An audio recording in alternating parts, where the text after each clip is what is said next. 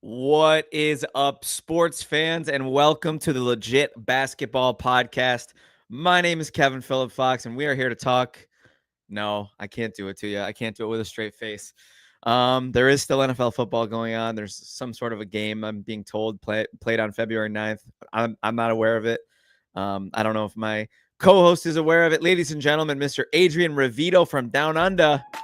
Adrian, what is this they're telling me about this game that's being played on February 9th between two teams? I don't know anything about it. Yeah, I mean, most of America and the world, I suspect this might have a viewership of about 43 people, give or take. Yeah. I don't know what the game's called. They've changed it. It's certainly not Super, that's for sure. If it wasn't for this show, I'm not sure if it would have my viewership. I'll tell you what, I won't be watching it from something that it can tick a viewer on. I'll be going to a friend's house. I'll watch it from like a neighbor's window or something because I don't want to give any money to the just in a Best Buy window, the National Fraud League. Anyways, my saltiness aside, there's a lot to talk about, and I'll joke about it until the cows come home. But there will be a game played on February 9th. It will be dubbed Super Bowl 59 between the Kansas City Chiefs and the Philadelphia Eagles. So if you're a fan of those two teams, the bits will stop soon and we'll talk legit, pun intended there. But in the meantime, some words of our listeners, not me. Worst case scenario, Super Bowl. I have almost no interest in watching the Eagles or Chiefs. Why couldn't it have been Detroit versus Buffalo? At least we would have a first-time winner. Shout out to Armand, the GOAT. He will be one of the 43 people watching the Super Bowl. Make that 44. We'll throw Armand in the – I wasn't counting him in the original tally because the Jets weren't in it. But anyways, we got some of our favorite commenters in the chat. We got the man out west and the man from down under here to talk about a little recap of championship weekend, which we missed the recap episode on Monday. Believe it or not, it wasn't me. Probably a popular opinion that I was drowning my sorrows in sports gambling debt, but I wasn't. It was 100% me on that one. I'm going to take the hit. I just think you need to publicly say that because I think our listeners might think I was in the fetal position, unable to verbally communicate, which was close to what happened. But well, look, to be really upfront with the listeners, we'd rehearsed this response, and I can't do it. I can't. It was you. You were crying. There was tears and snot. There was, look. Let's be honest with the people because they're why we're here. No, this was my fault. Life has gotten a little bit crazy for me, personally, because we're looking for a house and jobs and work and time zones for me. Yeah, for a recap show or during work. So I'll take the L on that. And we're happy for you, man. We're happy that you're doing stuff, man. It's better that life move forward than backward, right? We do got to give a serious shout out here. Armand was not able to attend last week's episode due to being in some funeral. RIP Armand's uncle. Prayers to your family. We're here for you as always in this difficult time. And I agree, man. F cancer. We don't say that word on this pod, but I agree, man. F cancer. That's we think it all the time. It's brutal, man. Yeah, that's it's pretty much the worst thing about being alive. Anyways, we do have two games to talk about. One of them will be a little bit easier to talk about than the other one because it was kind of open and shut. We kind of all came into this game having an idea of how it was going to go, but 55-23 was a little bit not what we were expecting. I was the cute podcast host last week who picked Commanders to upset Philly, and I have egg all over my face. Saquon Barkley is one of the best players in the NFL. We'll be talking about him a little later with the Legit Football Awards. We'll see maybe what award he might be given. We'll see. Jury's out, but I think maybe he'll get something. Who would know? Yeah, it was. Look, I was like you for what it's worth, man. I was pulling for the Commanders. All of my money was on the Commanders. So that went poorly. Yeah. Well, I don't know what US sports betting sites actually. US sports betting seem better with their promotions, but the Aussie ones had a couple of you could put a parlay, and if it loses, you get your money back in a bonus bet, which is love those. I'm here for that. Yeah, so that was cool. So I at least got some money back to then waste again on the next game. 100%. But it was, look, you know what? I think this game, to talk about it, because we won't spend War and Peace because we're a bit late to the party here. But this was a game of turnovers. I know the score, and it was dominant by the Eagles, and I feel like they really they probably listened to me. If you remember the previous week, I was sort of like, are they good?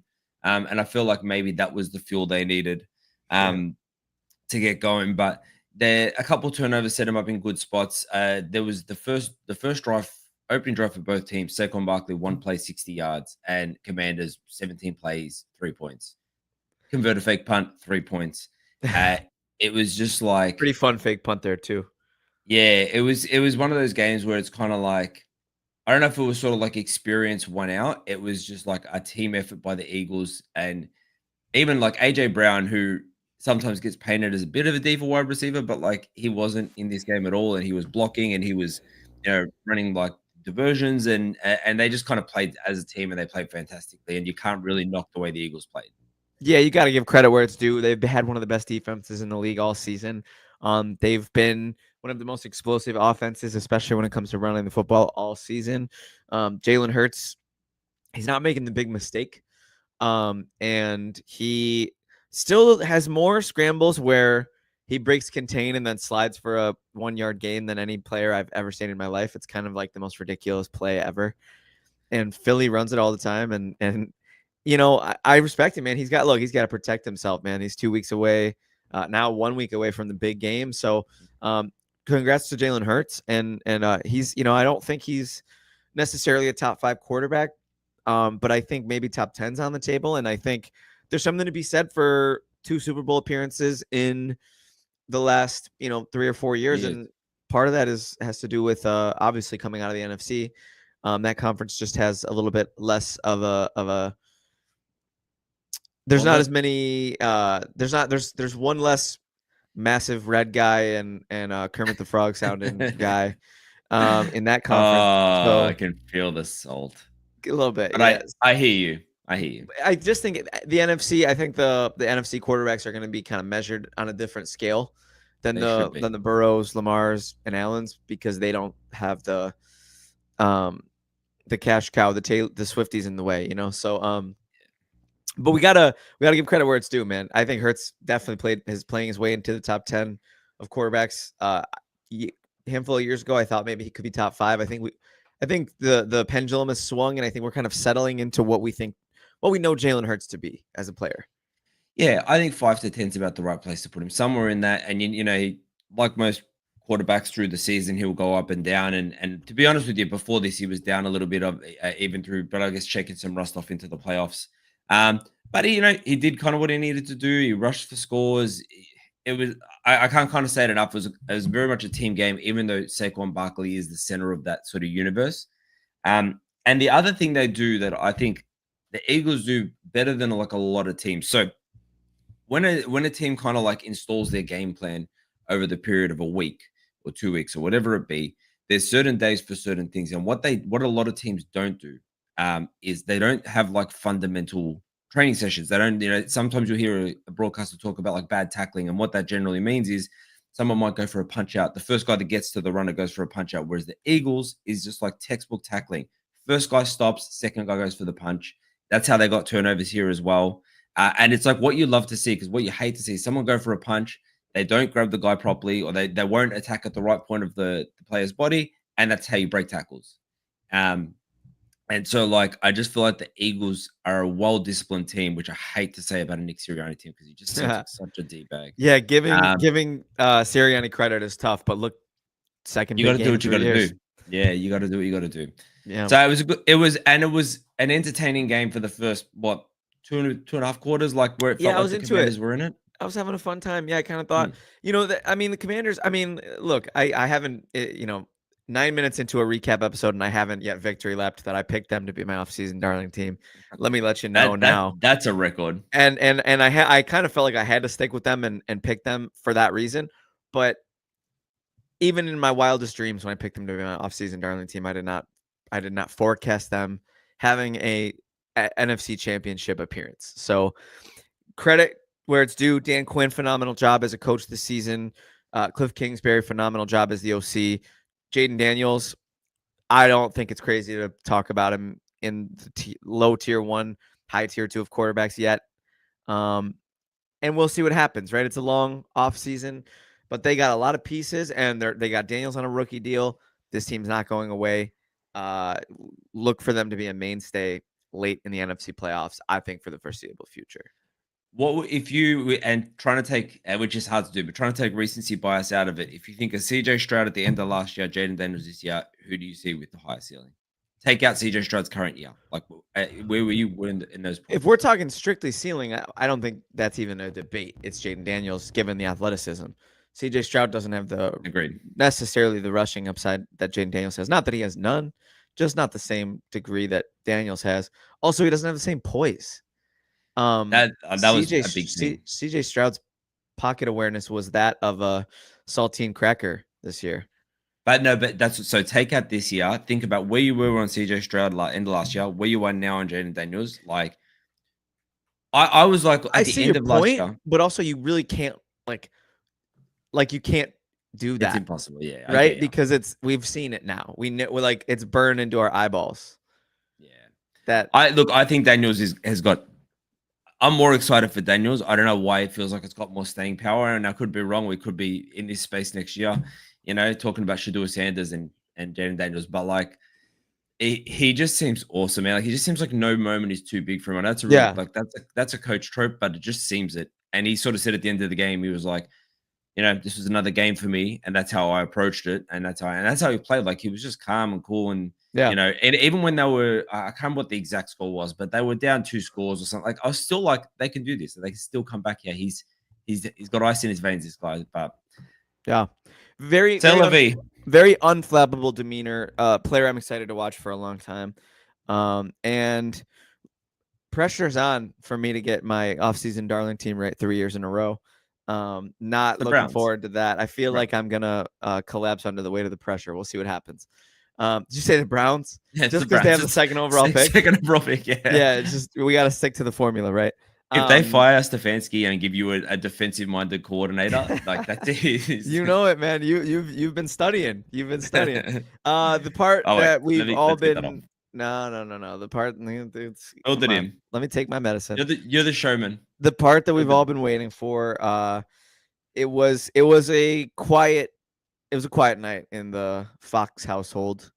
On Sunday of last week, the Kansas City Chiefs, Patrick Mahomes, Andy Reid, for the 4th time in 5 years, have sent the Buffalo Bills packing, 32-29. And it's a tough one, man. It's tough tape, tough talk. My one request, and I believe I said this last week on the podcast, and I believe so did Brian, didn't care if we lost. I just didn't want it to be about anything other than how we played. And I'm not a ref guy.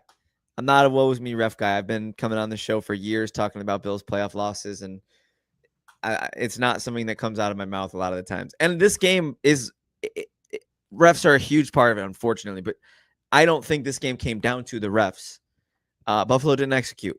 It's plain and simple. There were opportunities to go out there and seize the game, and they didn't. And that is what I'm trying to. That's what I'm trying to burn into my brain so that I don't run away with the other stuff. But the other stuff, unfortunately, Adrian, maybe you'll agree or disagree with me, I think is very legitimate. I think there's a very legitimate gripe to be had with the way that this game was officiated. Look, I do agree, and obviously that's going to be the talking point, but sucks. Nobody wants that. It does suck, but I would like the thing with that, like obviously the 4th and 1 or 4th and 2, whatever it was, the 4th down, they were like, he made it, he didn't make it. There's just like, that's cool, and I understand why that would be a focal point. I understand that could have changed the game, and but I also understand that might not have changed the game, and where you want it to be in my in my humble opinion, and I don't mean to be mean to the Bills because I love Josh Allen not as much as anyone. Sure.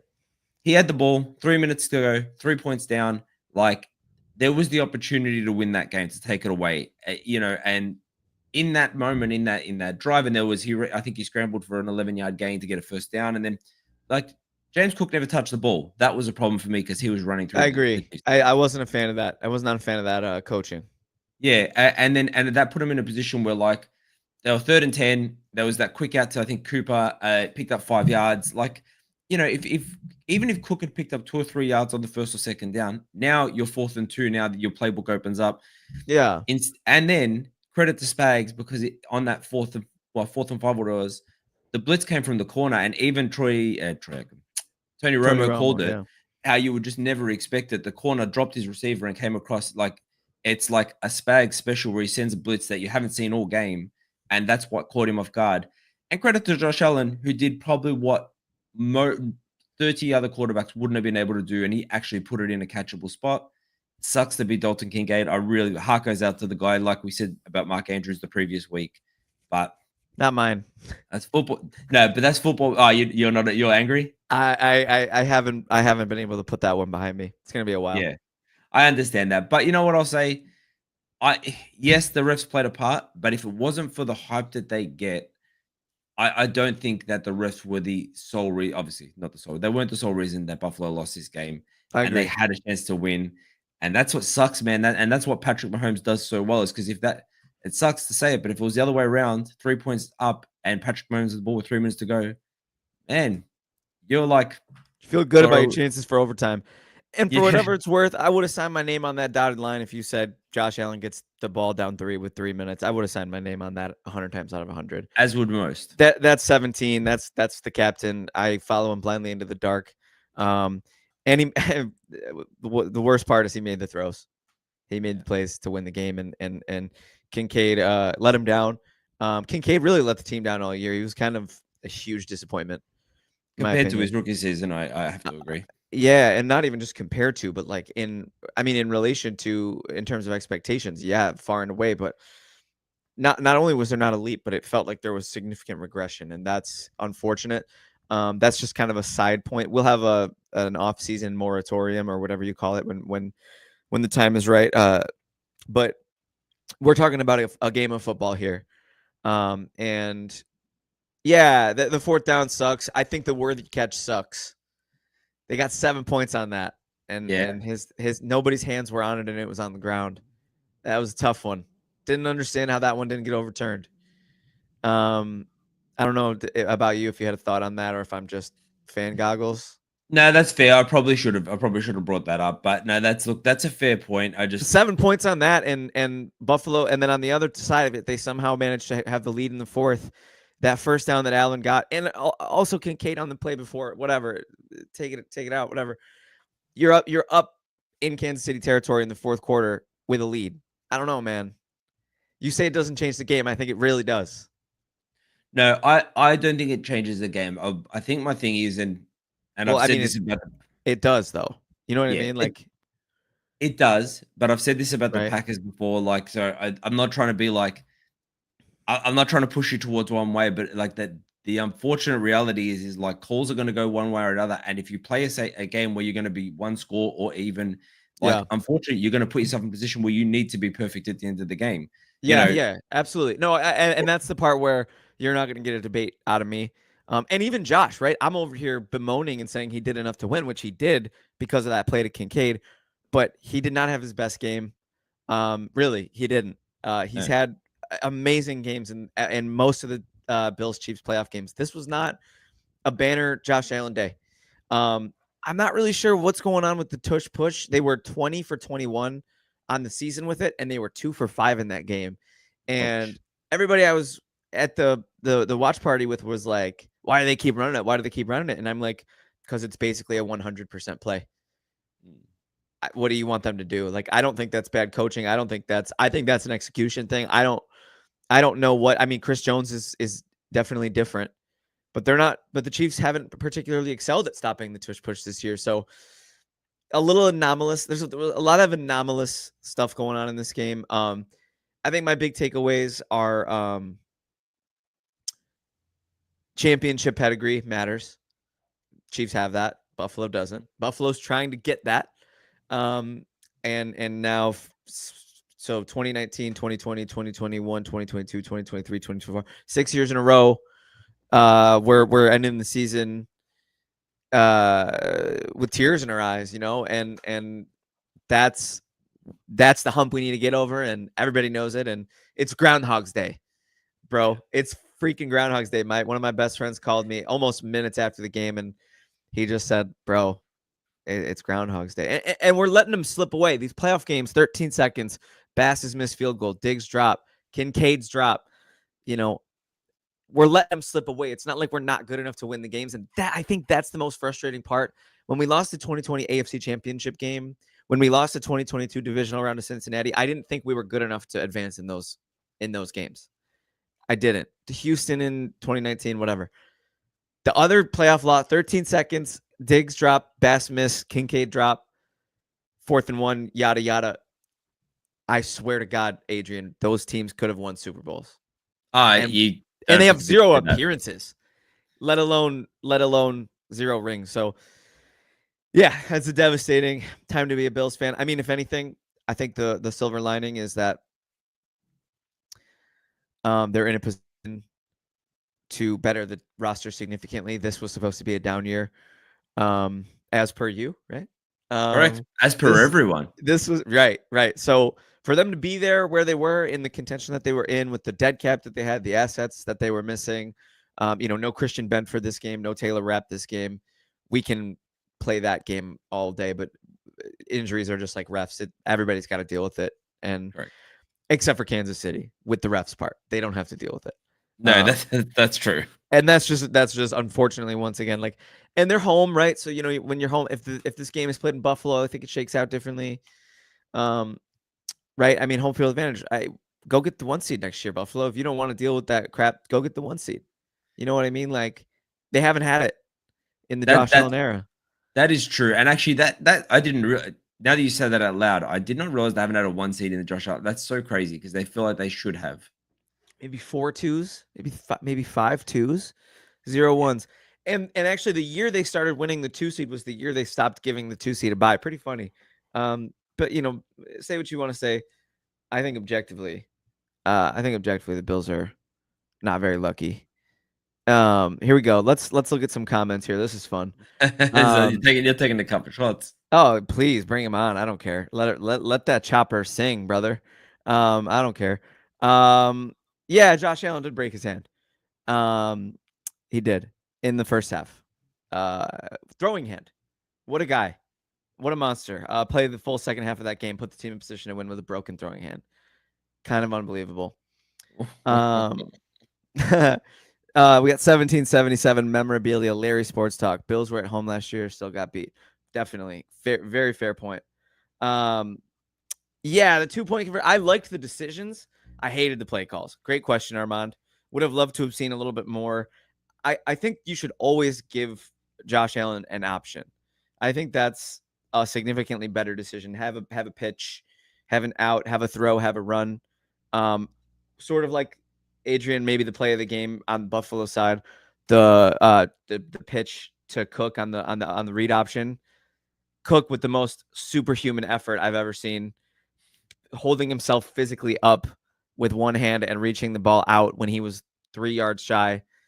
Cook needs an extension. He was awesome. Yeah, Cook was awesome. If we would have won that game, frustration about him not getting the ball in the last drive. Yeah, if we would have won that game, I probably would have bought a Cook jersey. This dude's smoking too much. Sober.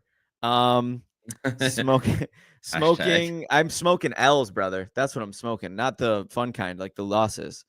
And Wash Allen sucks in the playoffs. 0-4 versus Mahomes. Purple monster face with either crying or laughing. Is Wash Allen? Is that what the Gen Z kids are calling him these days? That's a play on words, I assume. But Wash Allen, clever. Thank you for commenting. 1777 memorabilia, Larry Sports Talk. We absolutely love the engagement. You're the GOAT. Shout out to Kansas City, man. Just sheer greatness. They do it again. Reed out coaching McDermott. I don't have a McDermott issue with this game. I thought he was fine. I thought he, like everybody, thought he did enough. Joe Brady, yeah, I wasn't crazy about the lack of Cook late. I thought he was fine. Bobby Babich, the D let us down, but they did give us a chance. Adrian, you really said it. At the end of the day, all things considered, officiating, this, that, and the third, we did have a chance to win that game, and we didn't.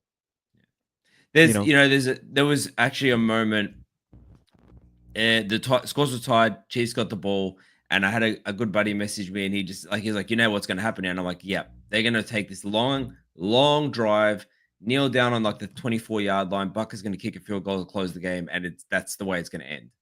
And it didn't end that way. You guys, they got a few first downs. You guys got to stop, got a field goal, and then it was like, oh my god, it's different this time. It's about to happen. And man, heart goes out to you. I was watching this as I often am on a weekend. I was watching this beachside, and I was that's fun. Like, and I was sitting there watching it on my phone, and when that happened, I was just like, oh, poor Kevin. Are you talking about the drop? No, actually, just the end of the game. I was watching just how it ended. The last one, yeah. And I was just like, even after the drop, there was still a chance, and those two first downs. Yeah, had to get a stop. Yeah, it couldn't get a stop. Yeah, absolutely, bro. Very fair point. And again, that's coaching. P. Ryan doesn't get a look the whole game, and on the very last play of the game, Samaje P. Ryan leaks out and gets the first down. Like that's good coaching. That's good play design. Credit where it's due, man. You got to give credit where it's due. And despite the BS, I feel like we'd be remiss and we'd not be doing our jobs to not acknowledge the BS. But it didn't come down to BS. No. Apart from the fact that objectively there was BS, but there's other stuff at play. There's execution errors at play left and right. To my point, right, that I said before is that there was a Commanders touchdown that in the replay they showed there was like clear. I don't know if it was holding. No, sorry, there was lineman downfield, but no one cares, right? That happened, and that was objectively shouldn't have been a touchdown, but it was. But it doesn't matter because the Eagles weren't in a position to have to worry about that one bad call, because they did their jobs, right, and they out executed. So got to give credit where it's due. Correct, 100%. And I have no issues with that. And personally, I'm really fingers crossed that we don't get a three-peat, but it is what it is. I'll probably put a large amount of money on Kansas City to win the Super Bowl so that if they do, I'll feel better about it. Emotional hedge. But we'll see what happens. I had a feeling Bills were in trouble first play of the game. We had an entire week to prep for this game, and the first play is a QB draw. Allen's a beast with the ball in his hands. I don't mind that play call to open the game. Bills definitely need a coaching change. The coach don't know how to maximize Wash Allen talents. Is it burning you to say Wash Allen? Like no, not at all. Not at all. I love so much that we have a new listener. I'm so thankful for 1777 memorabilia, Larry Sports Talk. I disagree. I think Sean McDermott's great. I think Joe Brady's great. I'm elated that he turned down the Saints job. I don't really know in what ways they're not maximizing his talents. I think he's on a Hall of Fame trajectory right now. I think they're doing a great job maximizing his talents. It sucks that they're not going a little bit further than they are. That part sucks. I would love for them to have a Super Bowl appearance to show for having 7 or 8 years of some of the most dominant statistical quarterback performance we've ever seen, some of the greatest regular season success in the NFL today. But it is what it is. Groundhog's Day. Like I said on the preview, just because you haven't done something doesn't mean you can't do it. If you think you can't do something, it just means you haven't done it yet. And I mean, Andy Reid's testament to that in the Eagles. He's testament to sometimes you just got to get over the hump and then that's it. Then you're there. Yeah, absolutely. And Manning, Jordan, Pistons. I'm running out of sports legends to compare Josh Allen to because he's not doing it, and they usually do. So that's okay. One more comment on this game, and then we're going to move on. I just am so grateful that we have somebody who's so active in the chat. Well, first of all, when you use your QB1 as RB1, you're setting yourself for failure with a significant injury. Second of all, the coach forgot about Dalvin Cook, who was running the ball. Dalvin Cook is a free agent, and I don't think you know ball, respectfully.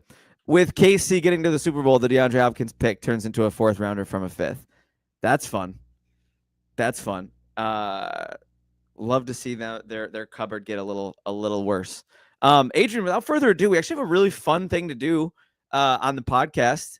The Legit Football Awards. We put them in our newsletter. For those of you that don't know, Legit Football is actually a daily newsletter. Legitfootball.com.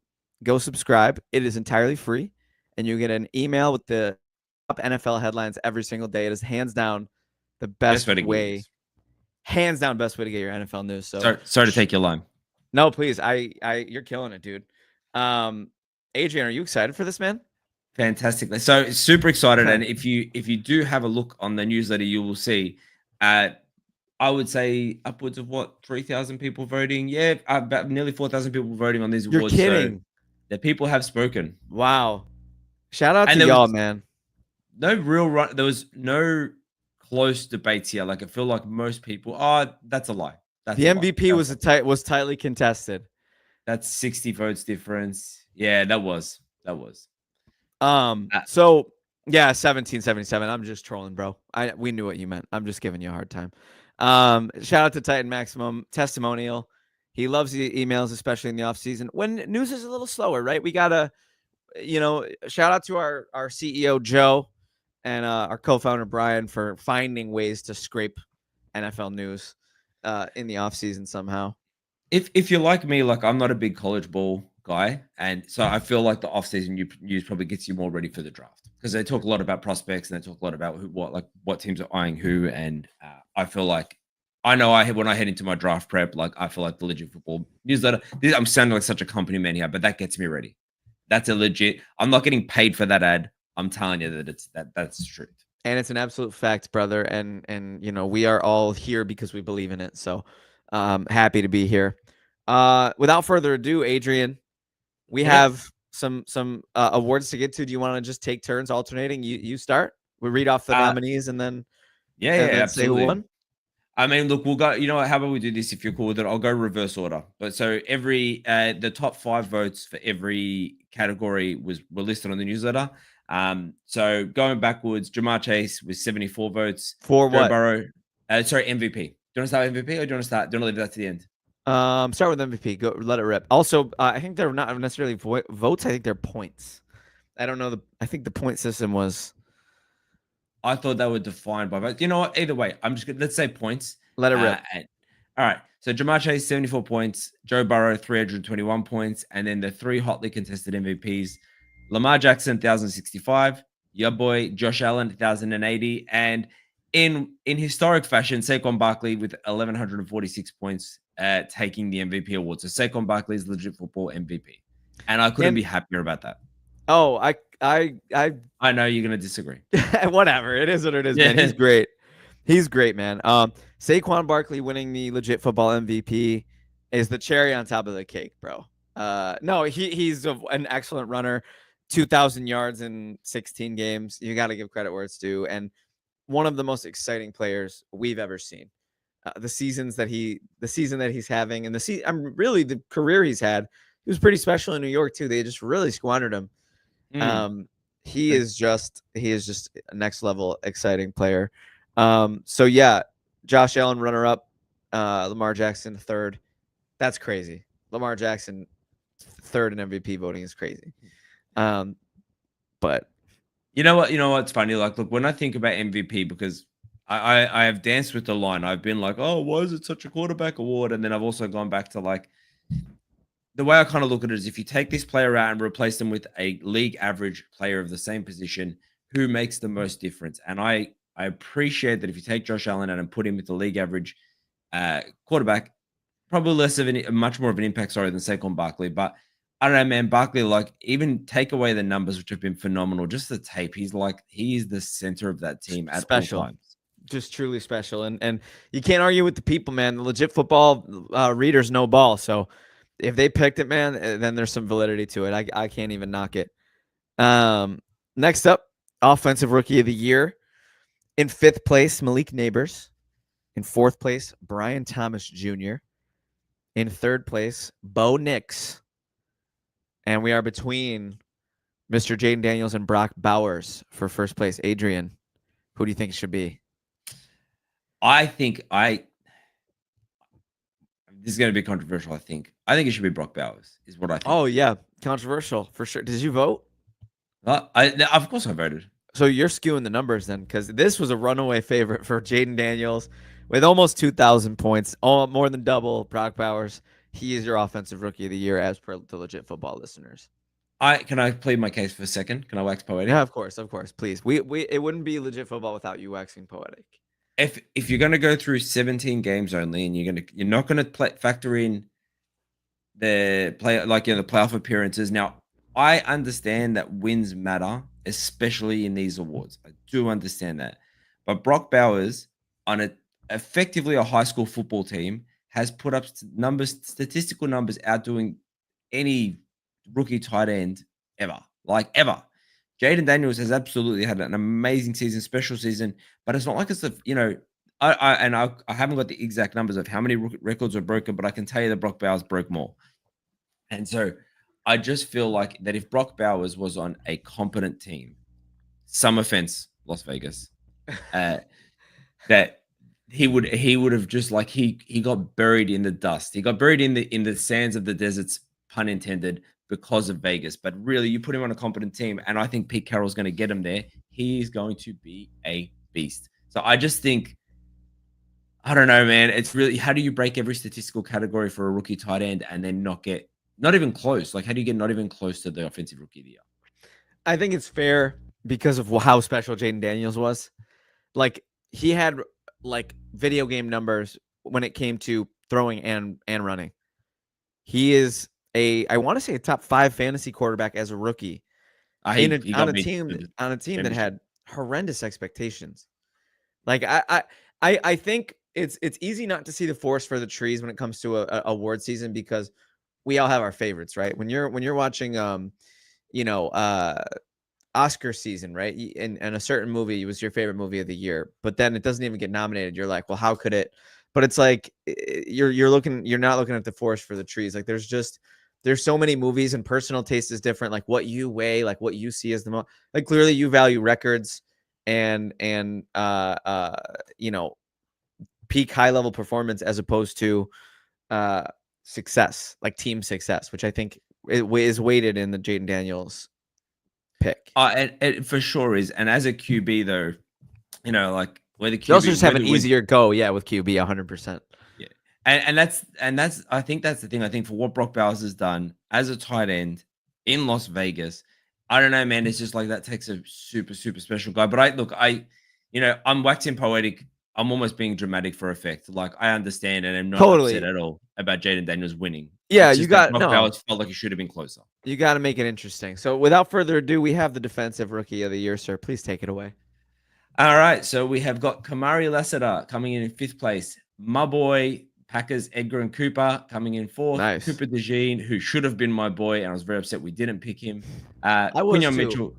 I was so, and I still am to this day devastated. Doesn't matter.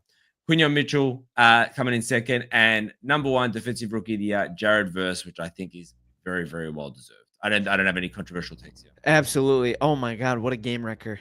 Seriously. Jared Verse is going to be so fun to watch in the league for a long time, and man, do the LA Rams just no ball when it comes to defensive linemen. Tell me about it. Like, how do you lose Aaron Donald and just still feel better? Like, it's crazy to me. Yeah, kind of not fair. I mean, what he did to Sam Darnold in that playoff game, I know that doesn't factor into this specific award, but what he did to Sam Darnold in that playoff game was kind of inhuman. Next up, we have Offensive Player of the Year. In 5th place, we have Bijan Robinson.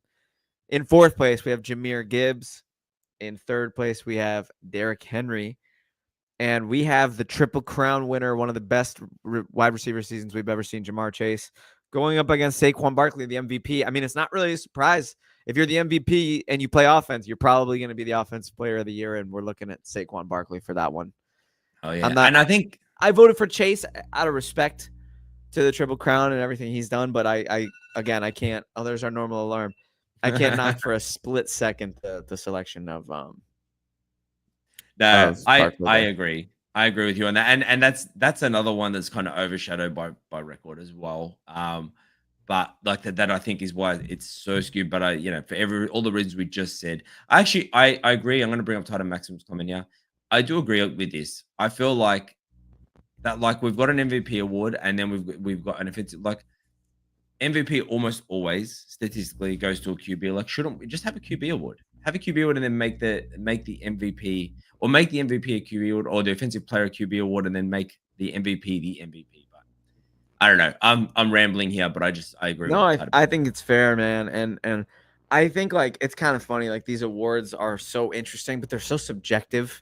There's so much subjectivity to them. And again, we talk about taste, right? And like, oh, like my favorite movie was whatever, Wicked, but then somebody else really liked like a war movie, and it's like the same person who's voting for Wicked is not going to vote for the war movie. You know what I mean? Correct. Like, and we value different things, right? Like, and with the subjectivity, we're allowed to place the value that we want. So, I obviously have a tremendous amount of bias towards Josh Allen because I watch him every single Sunday, and I know the impact that he has. So I to qualify myself to host this podcast, I happen to watch just about every second from every game, and so in comparison, of course, I have fan goggles, but in comparison, I don't see a player that's more valuable. But that's just my opinion based on what I value. Yeah. You're on the money here. I like, and I absolutely hear your point. Yeah. And it's also like, you know what it is as well is you watch we watch every game, right? But you will never watch a game the way you watch the Bills game. Yeah, 100%. Right? Never. And that's just the way it is. And the other thing is like a lot of, you could point to stats as a reason why this is right or wrong, or you could point to game tape as a reason why this is wrong. You could point to what doesn't get recorded as to why, like, who blocks when they need a block, and that's what. Yeah. There's an argument. It's, you know what it is? It's the old, like, you look up vaccines on the internet. Whatever your opinion is, you'll find something to support it. 100%. Confirmation bias. Great point. Yeah. 100%. Right. Great point. Let's keep it rolling. Let's keep it rolling. Is this me? This is me. DPO. Let it rip. All right, defensive player of the year, Andrew Van Ginkel coming in 5th, TJ Watt 4th, Myles Garrett 3rd. And in what I think is the closest margin's what I'm looking for. Yep. Coming in 2nd was Trey Hendrickson with 895 points, and a mere 40 points more was Patrick Surtain too, the 2nd, sorry. So I tend to agree with this. I think Trey Hendrickson was like having an all-world season, considering that he was on a defense that was known to be terrible. But Patrick Surtain was, and we called it probably, I would say, 8 weeks ago. Yeah, he's locked down. Yeah, he's a true lockdown man. He's gonna be one of those. He's gonna be one of those players that we're talking about for a long time. He's got that Darrelle Revis vibe. He's got that this is kind of a weird place for my brain to go, but like, remember that peak couple seasons of Nnamdi Asomugha?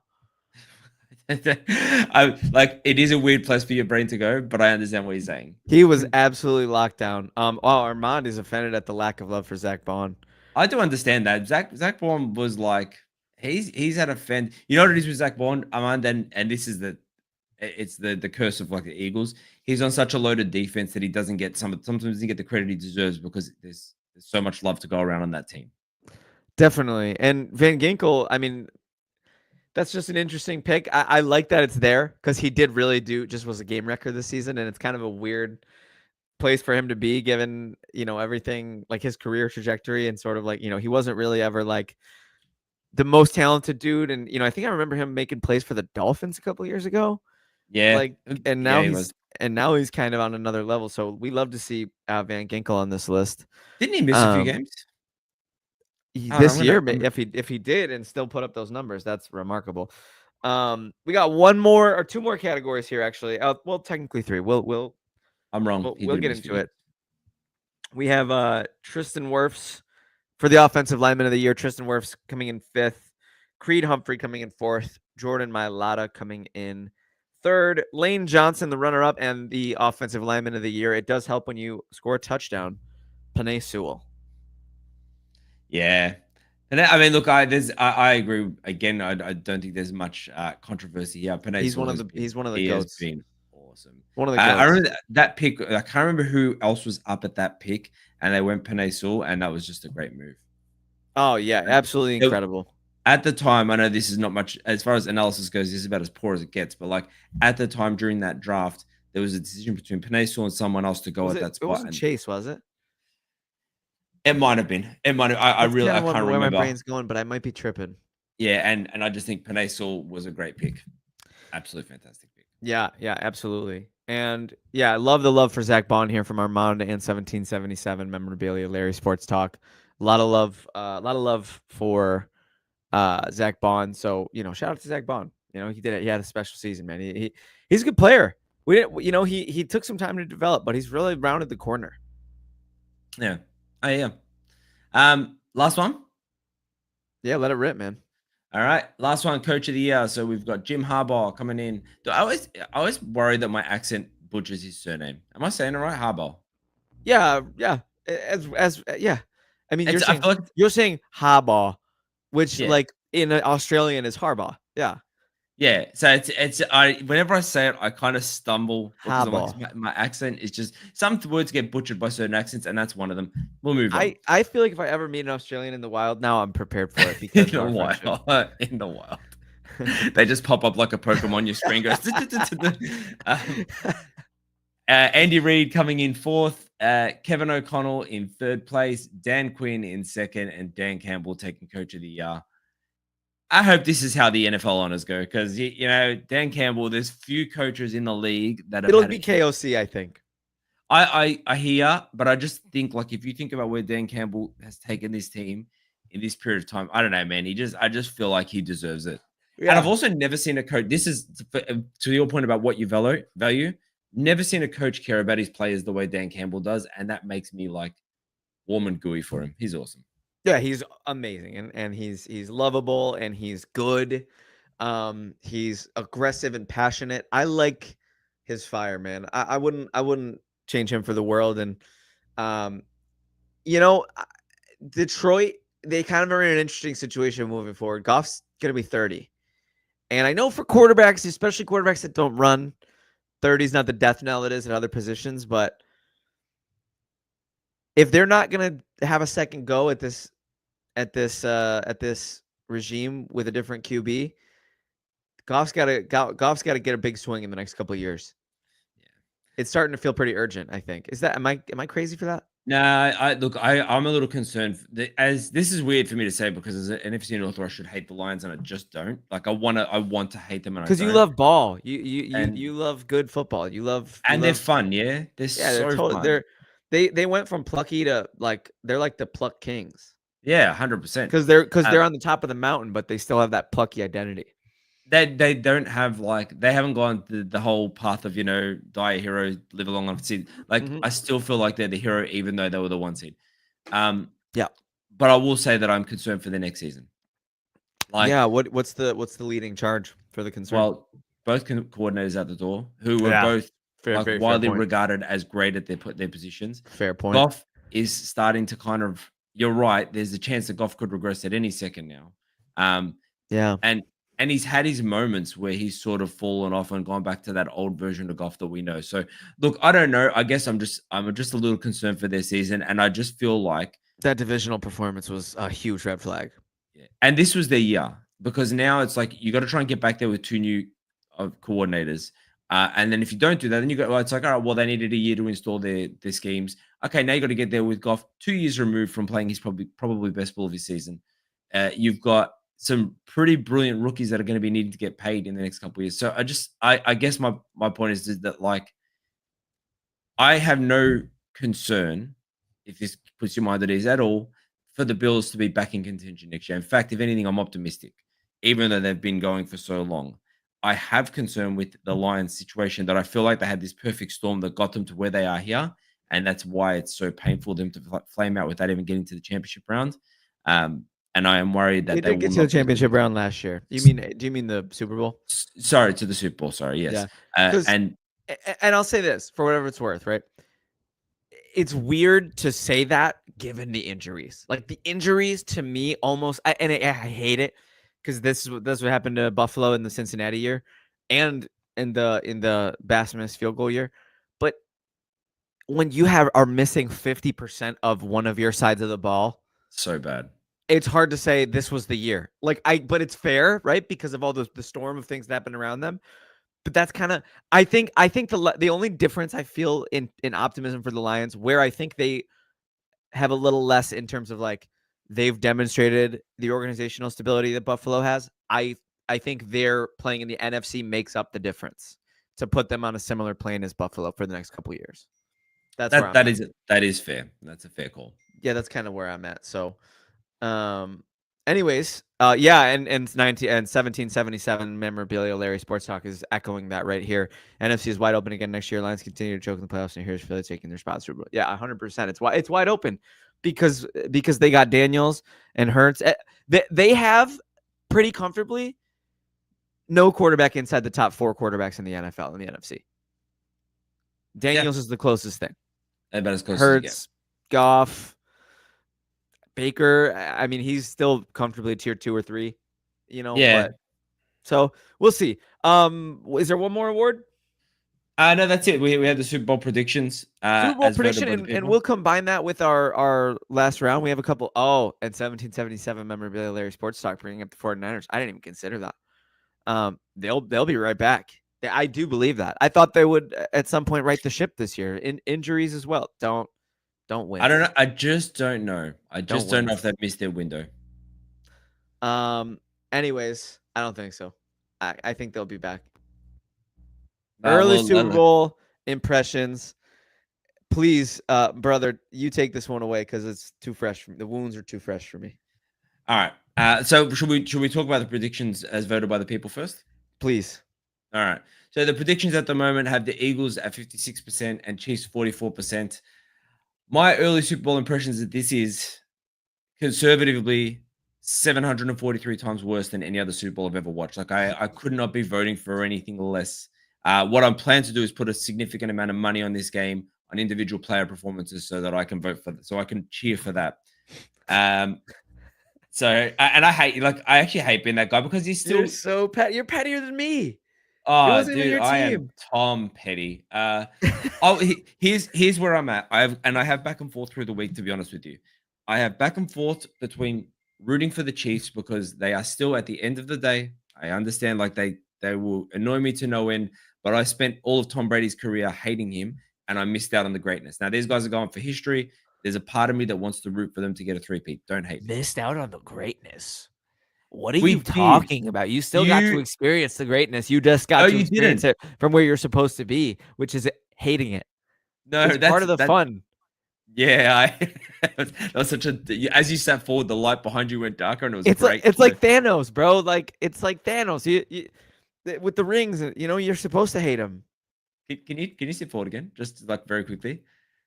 See how the background darkens? It's really, like it's ominous. It's very cinematic. I have it programmed to cinematic lighting mode. So and I'm sure you were the same, right? Because obviously you were up against Tom Brady a lot of the time. But my best mate is a Patriots fan, and I just every year I was just sick of hearing from him about it. So I've swung that way where I'm like, do I want to root for the Chiefs? And if I could find one storyline to get behind, it is Saquon Barkley and the Eagles. So I've swung that way to be like, you know what? There is one player on the field that I love, and it's Saquon Barkley. Offensively, I have serious heart emoji eyes for Chris Jones, but yeah, he's great. I don't really know which way I want to go, but I do think that the Chiefs are going to take it. I think so too, and I think a large part of it has to do with greatness and Mahomes and Big Red and Kelsey and Jones and Travis Kelsey taking a knee on the podium after the game to propose to Taylor Swift, breaking the internet and breaking Roger Goodell's heart rate monitor because of how happy he is that this is all happening. But also, I think we've seen time and time again that the script don't lie. And they were the written in Super Bowl champions, and I think you know what's funny? If you can't beat them, join them, brother. I might go buy some merch. Let's. I cannot imagine that. If you can't beat them, join them, brother. I mean, look, I saw a really insightful thing that somebody said. They said, if you're so convinced the NFL is rigged, why not bet everything on the Chiefs? And it's true. That's true. Why not? I mean, I'm not convinced it's rigged, but I'm convinced that this is the matchup they wanted. See, can I say something? I'm gonna go against you here, and I can see the twinkle in your eye. I know you're having a little bit of fun as well, but yeah, I'm joking like a lot. But to me, this is the least profitable matchup that they could have had. I understand getting Patrick Mahomes there for Taylor Swift, and then you want the Swifties involved. Like, I understand the Swifties. Don't underestimate the Swifties. I understand that, and get them there. But why are the Eagles there? Like, The Eagles have been there. They've got a fan base that is going to tear apart the city whether they win or lose. And you had Jaden Daniels that the entire country, like you had the team that everyone could get behind. You could if this was Chiefs Commanders or if it was Bills Eagles, everyone is tuning in to see the hero win and hopefully and the villain lose. You've got two villains in the game. Like, where is the money in that? And on top of that, the Detroit Lions playoff game was the highest average ticket price across any game except for the Super Bowl for the entire year. What do 31 other owners just peace out and sign off on this, like on the game script? I just don't buy it. I think I understand the want. You kind of want it to be rigged because it's like, man, I just don't want to believe that we have to deal with Patrick Mahomes for the next 8 years. But I just don't buy it, man. To me, if it was rigged, the Eagles are not here. Yeah, that's a fair point. That's a really fair point. Honestly, I'm happy. I think we're gonna have a fun time, man. I think either way, like it's gonna be a hate watch for me. It's gonna be a neighbor's window watch for me because I can't support it. But I am actually really excited to. Yeah, I'm excited to hate watch, man. I don't know what this feeling is. It's like I'm trying to think of like a comparison, like a really petty comparison. It's like you know. I just like seeing, and I know I'm going to be sad. I know I'm going to be sad because I know I'm going to see everybody doubted us. Nobody said we had a chance to win, and here we are. I just know that that's what's going to happen. I'm like, I could write it down. I could write the script. Travis Kelce's going to get up there and quote an obscure 80s rock song really loud. He's going to get up there. He's going to get up there and go, "No sleep till Brooklyn," and the crowd's gonna go crazy, and it's gonna be stupid. And we're there. I can see it now. I'm writing the script for them. If they want to borrow this, just give me a writer credit. That's all I ask. We know Rog is a regular listener. Mm-hmm. Yeah. So it's look who's your pick? Casey. Vomit in my mouth. Bet the rent. Bet Kev's rent. Bet Brian's mortgage. That's the new one. I actually did say that, and I should take a cut because I've only really got Kev Spash. Hey, I like that. I will bring in a hashtag bet Brian's mortgage.